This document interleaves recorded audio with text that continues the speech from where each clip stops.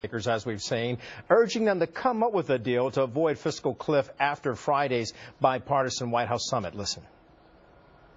We're now at the last minute, and the American people are not going to have any patience for a politically self-inflicted wound to our economy. So the question becomes, why can't Washington seem to work this out? Why has it taken so long when they knew they had this fiscal cliff coming to them? And joining me now for a fair and balanced debate on this topic, Fox News political analyst Angela McGlowan. She's with us, and Mark Hanna, who's a Democratic strategist and a former aide to the John Kerry and Barack Obama presidential campaigns. I thank you both for joining us.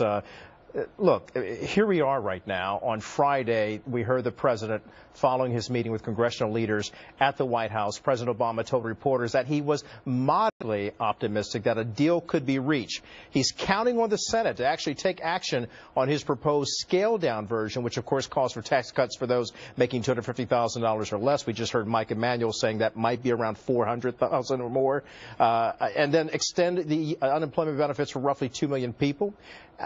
And then delay dramatic spending cuts until later. Deal or no deal? Angela? There's going to be a deal, Kelly, where you're going to have Republicans that are going to acquiesce.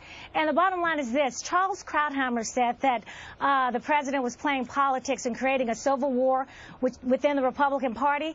The Republican Party was already divided, dealing with the establishment and the Tea Partiers. But now they're going to have to come together and acquiesce with this president. But it's been the president that's been playing politics, not Speaker Boehner. All right, Mark, weigh on this for me. What do you think is going on? Yeah, I share Angela's hope. I do hope that the Republicans are able to overcome the sort of dysfunction that exists in their party right now. There is a lack of unity and a vision. I do think that the president does want compromise. He's been asking for compromise for a long time and putting forward together a balanced approach that would both reduce spending, domestic spending, and increase revenue. That's what anybody does when they have, debt in their own family. They but need Mark, to find as you new know, ways the of getting president, revenue. I don't want to cut you off, but as you know, you mentioned Sure. The president has been seeking compromise, but there have been many people on the other side of the aisle actually criticizing the president, Angela, stating that he, in fact, wants to see everyone take a swan dive off the fiscal cliff. No, nobody wants to go off the fiscal cliff. It would be I'm sorry, is that for me or Angela? No, go ahead. Either one. Go ahead, Mark. Go ahead. No, nobody wants us to go off the fiscal cliff. It would be reckless for us to go off the fiscal cliff because it would the stock market would take a hit. We lose 10% of our funding to the military. The Defense Department gets devastated by that.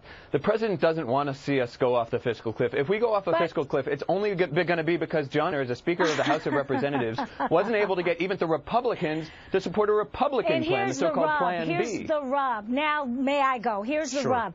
Boehner knows how to negotiate. He took on part of Erskine Bowles' plan, Simpson Bowles, remember the debt commission that the president named? He took on part of their plan. That was his first proposal. His second proposal was Nancy Pelosi's proposal that she offered in May of this year of doing tax cuts on people of $1 million and above, that are $1 million and above. Plan B now. Exactly. And now, he wasn't able to rally the Republicans to get support for that, though. He was not, and that is his failure dealing with his party. But as for negotiating, Boehner has put forth many things. It's President Obama that needs to take a page out of the playbook of Clinton to be able to move more to the middle. Okay, but to the core of both of your arguments, here's what we're seeing on Capitol Hill as well, where members of both sides of the aisle can't agree, and they can't even agree to disagree on things, so there's no common ground. So here's the way the people's business is being conducted so far, as we've seen from Mike Emanuel's report. Democrat and Republican leaders in the Senate are hammering out a deal they can pass, and hopefully, Angela and Mark, see it get passed in the House before those automatic tax increases and deep spending cuts actually go into effect on January 1st, 2013, which is now some 48 hours away. Do they have enough time to get it done? Yes. I certainly hope so. I mean, look, we shouldn't be debating this right now. The House of Representatives should. Unfortunately, they're still taking vacation while the Senate and the House and the White House are working. But they are due back tomorrow. But look, they are due back tomorrow, and hopefully within the last 24 hours they'll be able to. Look, I'm a Democrat. I'm wishing the best for Senate Republican leader Mitch McConnell, that he's able to succeed where Congressman Boehner was not, that he's able to unify the Republican Party so that they can take a vote on whatever the Senate and the White House negotiate and actually to his pass point, this so that we can avoid fiscal cliff. Thank you, Mark. But to Mark's point, Angela, Senator Mitch McConnell, the minority leader in the Senate, is known for being able to be having good brinksmanship and getting a deal done. Do you think he will deliver the goods? That's what I said earlier in the beginning of the interview. We are going to get a deal done. It's going to be because of Mitch McConnell and Boehner working with the Democrats that we don't go over the fiscal cliff. However, Republicans are going to have to acquiesce. We will have some tax hikes. I think it'll probably be $750,000 above. I think that's the number. But what Republicans are holding back is the debt ceiling debates and cutting entitlement programs. They're going to use that later in the year. Mark, I will give you final word.